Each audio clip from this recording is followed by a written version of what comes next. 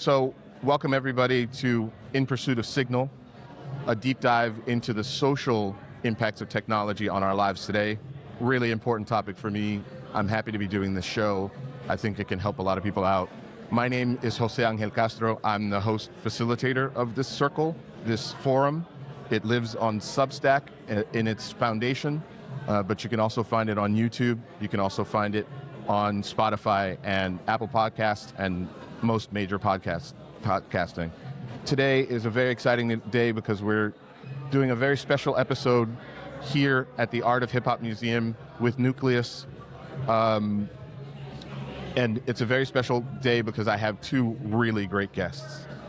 I have with me today two guys who are part of my networking group, as well as really good friends of mine.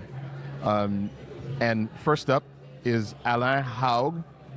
Alain is a tech super guru. And in terms of the show, I like to have every perspective I can find. You know, technology touches all of us, and the speed of technology affects all of us. So I like to have normal, regular people. I like to have professionals who work in the field so that I can get a multitude of perspectives. Alain, welcome. Thank you. It's fantastic to have you here. I mean, what a pleasure. and what an honor to do it like here. Yeah. Wow. During this week, during Art Basel week. Especially during this week. Yeah, it's amazing. Yeah. Tell us a little bit about what you do. So a little bit about myself, maybe. This is actually a good bridge. I come from the city of Basel. He comes from the city of Basel. Where I grew up. So this is basically the city where this whole madness here, Art Basel Miami, origins. And I think that makes it even more special for me. That's so cool. To be here today with you. That's so cool. Yeah. As you can hear, I am from Switzerland. And I work, since I work in tech, this is like my daily bread. I'm really passionate about it. And over the years, I started really like as a field tech, then as a project manager, then I was partner in a company, then I was with the large ones, like with the really big enterprises in the vendor field. Yeah. And now I'm back with a smaller but powerful company. And what's really nice about it is, technology changes and shifts so fast and quick. And when you're in a smaller company, you can address certain problems faster. Yeah, it's like being in a speedboat versus an aircraft carrier. Exactly. Yeah. Exactly. Yeah. You have a really cool nickname. Yes. Tell the people what your nickname All right. is. So they call me the Swiss Army knife. The Swiss Army. Because probably because I'm from Switzerland, but also that I have so many tools in my belt. You have tools in your belt, yeah. And I think, that's where it comes from. That's awesome. So this podcast is about the social impacts. And I went to a talk that you had a few weeks ago, and you talked about something that made a big impression on me. And it was the fact that most scams that people get touched by today are social engineering scams. Yes. This very morning, I got an email from Amazon about a purchase that I had made and when it's going to be delivered. Now, everything looked right. Everything about this email looked right. But the feeling I had was wrong. Because I had not ordered these things. I certainly wouldn't order something that was going to be delivered in July of next year, right? So the thing that made a big impression on me was the numbers of how these things work. Break that down for people. So we're talking mostly about cybercrime that is initiated or executed using social engineering. Right.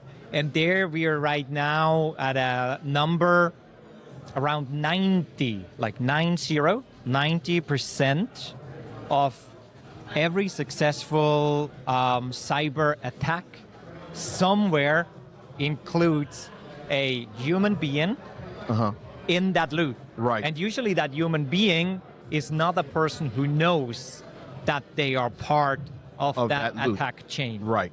So another number, and that was just updated. I just read that in a report yesterday. Now it's every 37 seconds that a AI powered cyber attack is successful. Mostly deepfake. Every 37 seconds. So you got those numbers so far. 90% of the successful cybercrimes are socially engineered, and 37%. No, 37 seconds. Every 37 seconds, an AI scam or cybercrime is committed. Yep. That is insane. That's insane. Yep. So the social engineering part comes in the fact that you initiate with a human being, like the cyber criminal initiates with a human being, and that human being has to click something, download something, right, in order for that to be successful. Exactly. So there are different approaches. Some are just like tricking you into something, like it's like a clear fake situation, Right. where you are tricked into belief, like what you just explained, that email that looks 100% legit, and if you don't pay attention, you click that link because you're curious. So one is curiosity, another one is like urgency. Urgency, yeah. And then there is also like the extortion, Right. where you might receive an email, a phone call, or something else, like a real threat situation to do something. Which is emergency. Which is basically emergency. Right, right.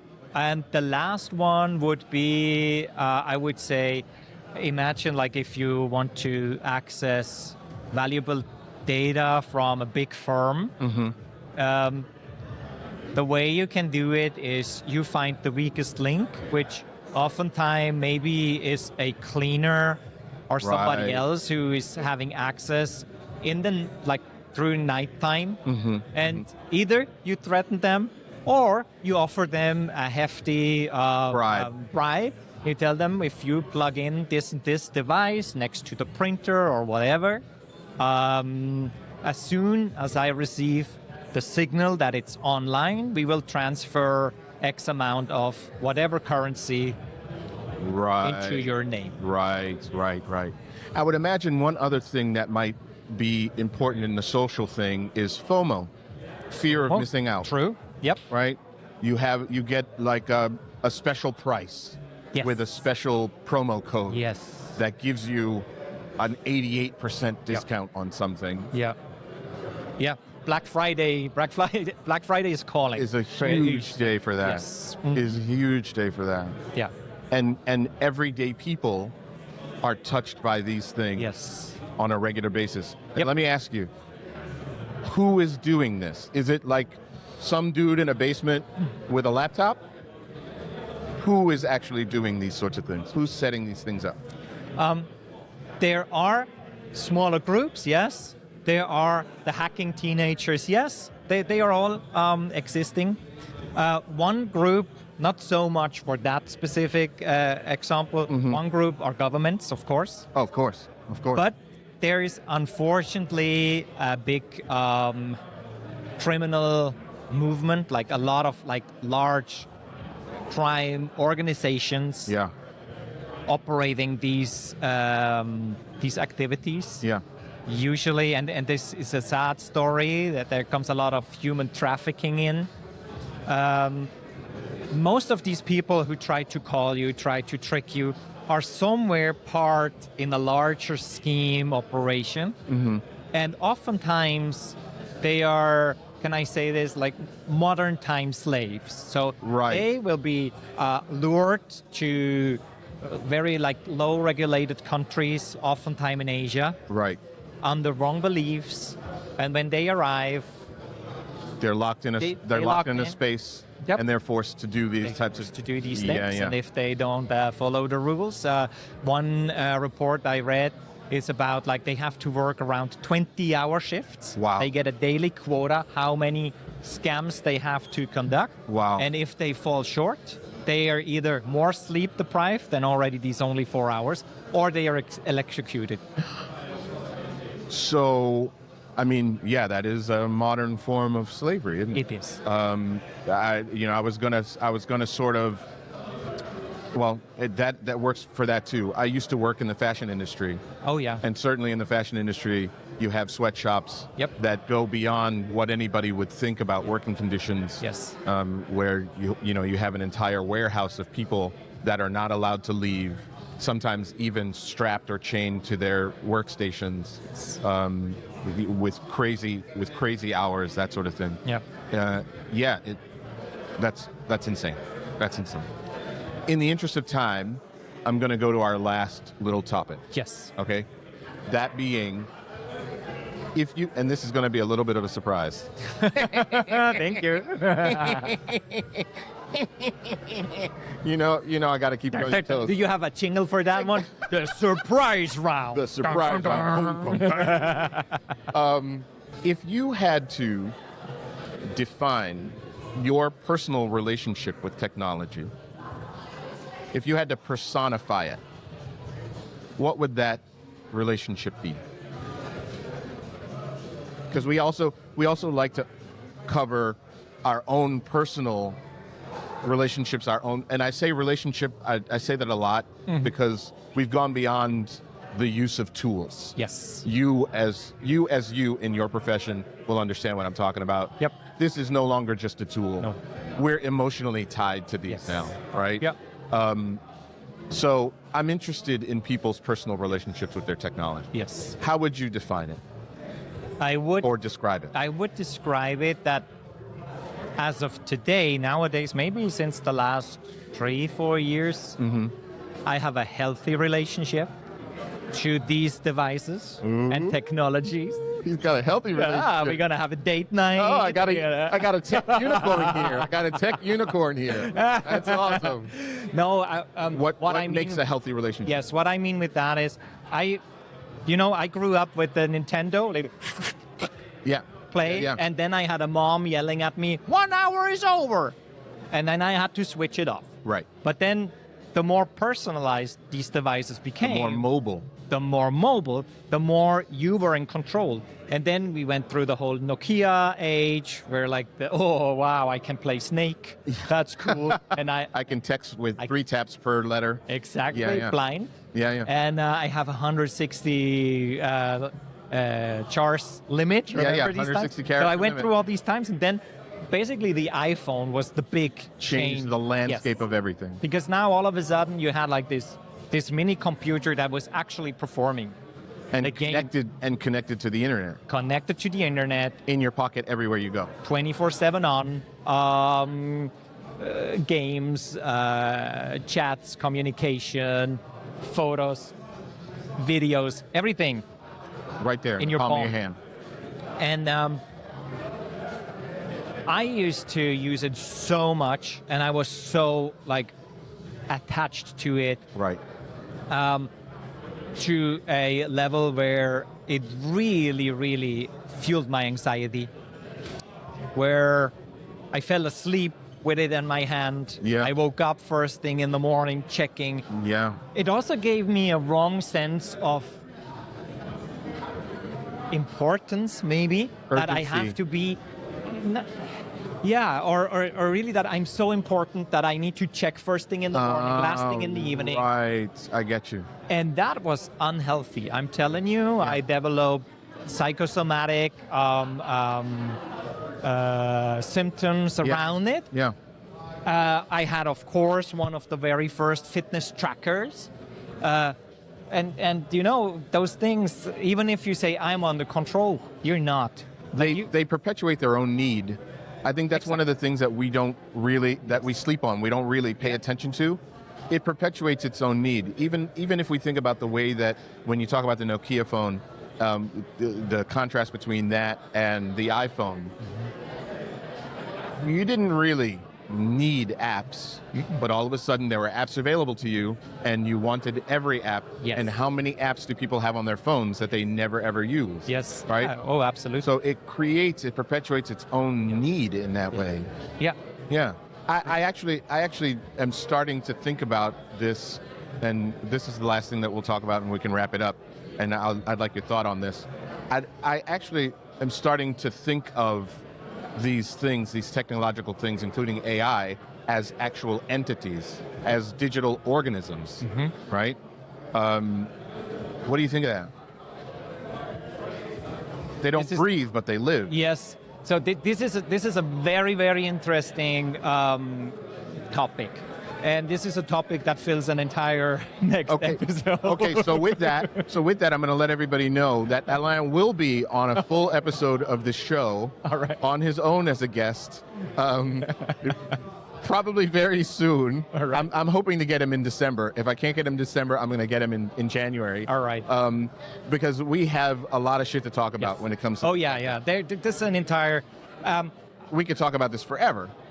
Short answer, I am not sure yet, because there are so many things that say yes, and there are so many things that say no. Yeah. But we're gonna deep dive. Yeah. Because he and I, and actually, it's probably going to end up being a series of 2 or 3 episodes, because we definitely have a lot to talk about. We talked about some religious and spiritual implications of technology that just blew my mind, the way that Alain thinks about these things. So he will be back. Thank you so much for coming to be on the show. Thank you, José Ángel. Oh, Carlos. man.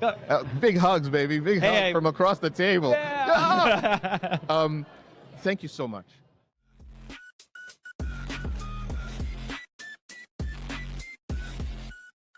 I'm going to introduce Mr. Marty Davis.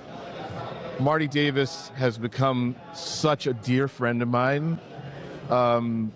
We met, as with Alain, we met at BNI, at our networking group. We have become fast friends with lots of things in common, lots of great things to discuss all the time. And I have to say personally, and I hope not to get too emotional about it, but Marty is such a supportive human being. He has supported me in ways that I cannot express the value of. Let's just put it that way. I'm welcoming him onto the show today as a podcast host. He is also, and I shouldn't say that secondarily, but he is also a transactional business lawyer. But he has this great podcast called The Marty Davis Show that I am a huge supporter of. I'm a big fan. I love the show. I'm as encouraging as anybody could possibly be. I appreciate it. So, welcome, Marty. Thank you. Glad to be here. It's so cool to have you sitting across from me right now. I love it too. This is great, and what a great environment this. It's so vibrant. It's unbelievable. It's so vibrant. It's so alive in here. It makes me really happy. No. So, like with Alain, we have some shit to talk about. Well, okay. So we're gonna start off by you telling the people what you do. What do I do? Well, I'm a podcast host on The Marty Davis Show, but what I really do is I'm a connector of people. Through my legal background, I've spent almost 40 years as a lawyer, but part of that is connecting business owners with the people they need to know to make their businesses grow, to protect them against risk, to help them with succession planning, and do the situation where they're buying new businesses or selling a business. Right. So and that's really my area. That's the origins of the Marty Davis Show. The Marty Davis Show actually is a vehicle for connecting people. Absolutely. I think that's one of the things that I admire. You see it. You see the need for people to be connected. You have the talent as what I consider a master connector. Thank you. Besides the fact that you know every fucking body. Besides that, right? Marty knows everybody. I've been around a long time. And if he doesn't know them, he can find them like really fast. You're too nice, but thank you. It's amazing. It's amazing. So what I want to talk about today a little bit. Sure. And it goes between the professional and the personal, as we often do on In Pursuit of Signal. Your podcast. which is an incredible production. What does it feel like because I spoke to you before the podcast actually started, when you were just thinking about making this podcast. So what does it feel like now that you're in the throes of it? It's so exciting.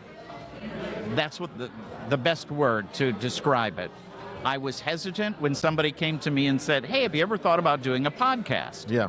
And through BNI, I met Maya, who is our executive producer and has done podcast and television in Israel. Maya Shalev, y'all. Maya Yes, Shalev. Maya Shalev, unbelievable producer. And I said, what I can't do is I can't hold up my phone and do a podcast. Right. I need it to look right. I need me to sound as good as I can. Right. Right. And I want to make certain that our guests are interesting and that when people watch it, they're at least seeing something funny, learning something, or being entertained. Yeah. And if we can do all three, it's wonderful. Yeah. So it's fun. We've done almost 20 episodes now. That's incredible. And it's been great. That's incredible. And what we do is we showcase locations where we do the filming. We showcase the guest that's being interviewed. Right. And we'll be working with some products as well in the future. So it's exciting. That's super exciting. So here comes the shift to the social impacts of technology, right? I see. This is going to be the harder question. Here comes the shift. No, it's in the same line. So as you're making this podcast, you understand that there is the need to deploy a lot of technology. Absolutely. Right? How did you feel about that when you first started versus how you feel about that now? Well, I didn't know what I didn't know. Right. And now I know what I don't know, which is a step. Which is a step in the right direction. We're going in the right direction. What I've learned and what my dad always taught me is that I need to be surrounded by people that are smarter than I am. And when it comes to technology, the bar's really low on who's smarter than I am. And but with Maya Shalev and her team, I've got experts. Yeah. And how this technology works, what all is taken, it needs to be done right. Yeah. And to sound right. Yeah. It's fascinating. Yeah. And it's unbelievable what can be done and how many people will see your podcast in such a short period of time. Yeah. Yeah. It's, obviously, this couldn't have happened 10 years ago. Yeah. Maybe 5 years ago. Yeah. So the speed is something that fascinates you. Absolutely. What, if anything, right? We happen to be of a certain age. We happen to have snow on the rooftop. There you go. We both knew an era of science fiction that is being made manifest now. Absolutely. Can you think of examples of your science fiction as a youth?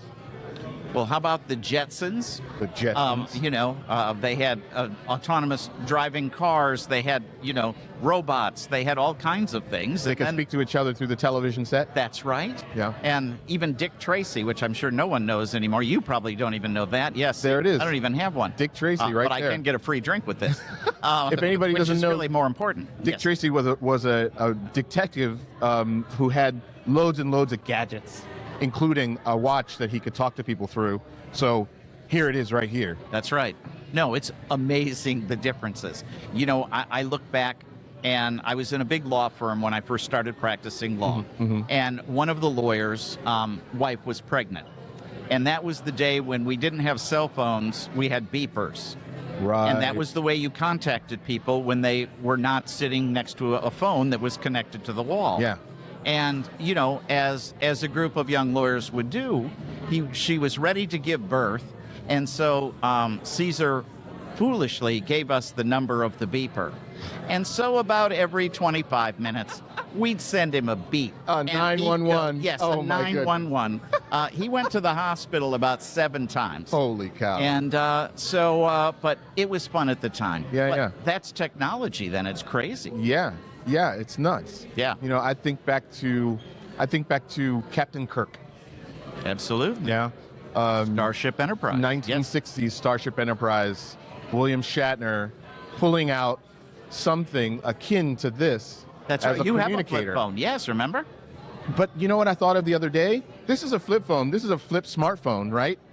But I thought of the other day, the communicator on Star Trek was the flip phone from like the year 2000, the year Yeah. 2002, the Nokia flip phone. Yeah, the little one that did nothing other Yeah. than make a call. Yeah. I think there was a company that made a phone that had a walkie-talkie in Nextel.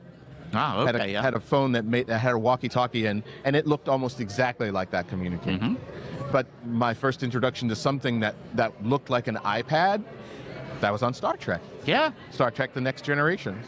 absolutely. Yeah, it's so interesting. So now, let me ask you this: Okay. how do you feel, given that you have decades more experience outside of today's technology and than you do in it, same as me, right? How do you feel personally about the speed that things are moving at? I think it's exciting. You can't be afraid of it because you can't stop it. You have to embrace it. So the things that I don't understand, I go find an 8-year-old or a 10-year-old to explain it to me. It could even be a 6-year-old now. It could be 6-year-old now, and because they just think differently. But you've got to embrace it. And one of the things that's important to me as I get older is that I want to stay relevant. I want to be involved in the art of hip hop. Yeah. And to be around people that have a completely different art form, way of communicating, what's important to them, and be able to be exposed to it and to understand it as best I can. Yeah. So you can relate to people, because that's how you stay relevant, you stay young, you stay significant in whatever you're doing. So I could sit at home and, watch black and white movies, but, life would be pretty boring. Yeah, I buy that 100%. There, on In Pursuit of Signal, one of the things that's important to me as host and facilitator is that we approach it with a sense of fairness, right? Okay. Because I love technology, and I don't want anybody to ever think that I don't love technology. And I like to think of the fact that, yes, I have my opinions, my personal opinions, and yes, there are both sides to that coin, right? A lot of people are focused really heavily on the negative effects of technology. Sure. A lot of people are very focused on the scary things about technology. And I think it's wonderful that you can outline something that is really exciting and fun and positive. Well, sure. You can be scared of anything. Yeah. You have to be informed. There's all these scams out here, which you were talking with Elaine about. But there's so much good and so much information that we're gaining from it. Right. And we're all getting smarter. We look at Instagram, and when that person has 2 heads, we know, just like when we went to the circus, that, that the bearded lady really isn't the bearded lady. Yeah. So it's, it's just kind of being smart with the times and being savvy. Yeah. And, but it's a learning curve. Yeah. If you sit back 20 years ago and look at now, you're going to be taken advantage of. Yeah. So you have to move with the current. Yeah. And and you have to trust your gut, I think, too. Oh, yeah. You have to trust your gut. If something feels wrong, it likely is wrong. Right. Right? When you get a phone call from a number, you have no idea what that number is. Yeah. It's probably good to be suspicious of it. There you go. Those people that they send you an email that says, just give us this information because you've just won $10 million. Right. Well, I didn't enter the contest, so I'm not sure how they, Yeah. But, Yeah. I understand how people get scammed, and it happens all the time. Yeah. And, but I think our best defense is being vigilant, I guess is the word. Yeah. And staying smart. And staying smart, right. Yeah. If you don't know what that email address was or that phone number is, well, they'll call back if it's important. Yeah. Yeah. It's kind of my thought. 100%. Yeah. 100%. Yeah, that thought is really interesting to me, because what you're talking about essentially is keeping up. Yeah. And how important is that to you? Extremely important. I'm having a hard time doing it, but it's really important to me. Yeah. Because I want to. We had my partner's nephews were here. Uh-huh. They're in first year of medical school and pharmacy school. I want to be able to communicate with them and understand what's important to them, and so that we can have a conversation. Right. And it in is their language. in their language, absolutely. Yeah. Because it's very different than when I was that age. Yeah. But how wonderful to be able to see them, see what's important with them, and to share their experience, and because they're looking at some of the things that we've looked at for years and seeing something completely different, or not being interested in it at all, Right. wanting to do something else. Yeah. And so, and I think that's education. It's, we're being relevant. 100%. And that leads me very well into just it makes me think of this thing about the whole these kids today thing, right? And having clearly, it sounds to me like you have a different perspective on that.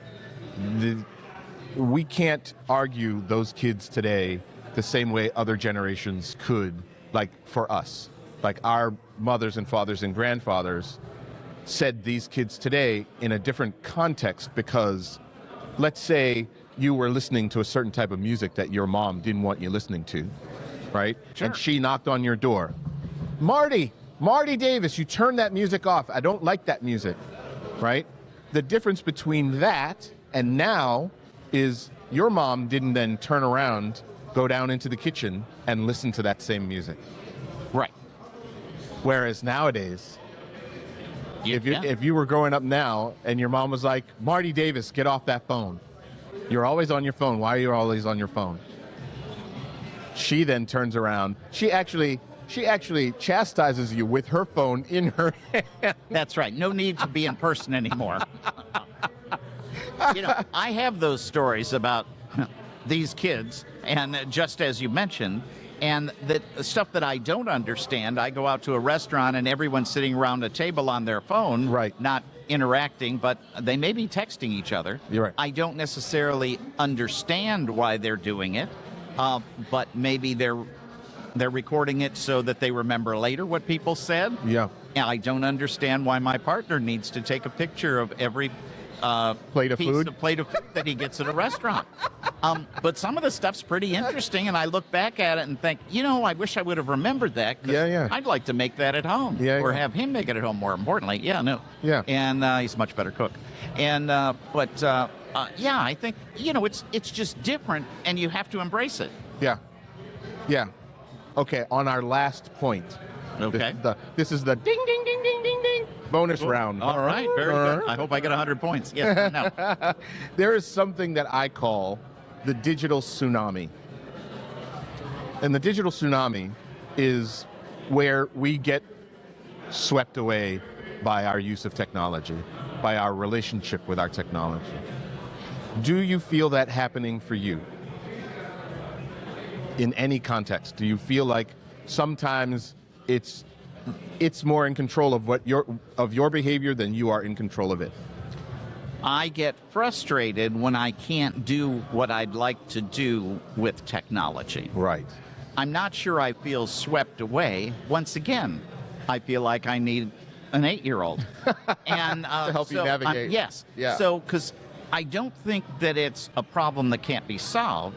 I just don't think I have the wherewithal or the knowledge to be able to do it. Right. Certainly when someone shows me what you're doing, you know, it's like saying we're going to be replaced by AI. Right. Well, we're not going to be replaced by AI. Our roles may be different in the world, and some jobs will be taken away, but there's always room for people, for humor, always room for sympathy, always room for empathy, always room for humor, which I'm not seeing in AI, and maybe it will. Right. But I'm not going to worry about something that isn't taking place. There's no sense in worrying about anything that you can't do something about. And so I'm not worried if it sweeps us away. I hope I have a good boat. On that note, I wish I could detach this microphone so that Marty could drop it, because that was perfect mic drop moment. That I cannot tell you how happy I am to have you on this show. Well, I'm happy to have you in my life. This is so wonderful. He is so creative, so clever, so humorous. You know, it's great. Thank you. Thank you for allowing me the opportunity. I love it. And like Alain, I expect to have you back for your own full episode, please. We have lots of shit to talk about. All you have to do is tell me when and I'm here. All right? That's fantastic. So, very good. No, thanks so much. So this has been In Pursuit of Signal, a deep dive into the social impacts of technology on us in our everyday lives. It's a really important topic. There are things that we could talk about endlessly. And unless you live off in a cave in Tibet and have no interaction with other human beings, this affects your life. And the aim here is just to find ways to make other choices, to make choices deliberately, right? So by understanding our relationship to our technology, understanding if we get taken away by the digital tsunami or not, that we can be able to make our own choices in our lives, and how technology can help us do that or can sometimes hinder us in that effort. I want to thank you for joining us. It's been a pleasure having you. Have a fantastic day. If you're in Miami right now, really enjoy Art Basel Miami 2025. Check out Nucleus Hub. They have 2 locations, one in Coconut Grove, one here at Art of Hip Hop Museum. Check out Art of Hip Hop Museum. They're doing a collaboration with the Graffiti Museum for this week and for this event here today. So look it up, tap in, check it out. We'll see you soon. Thank you.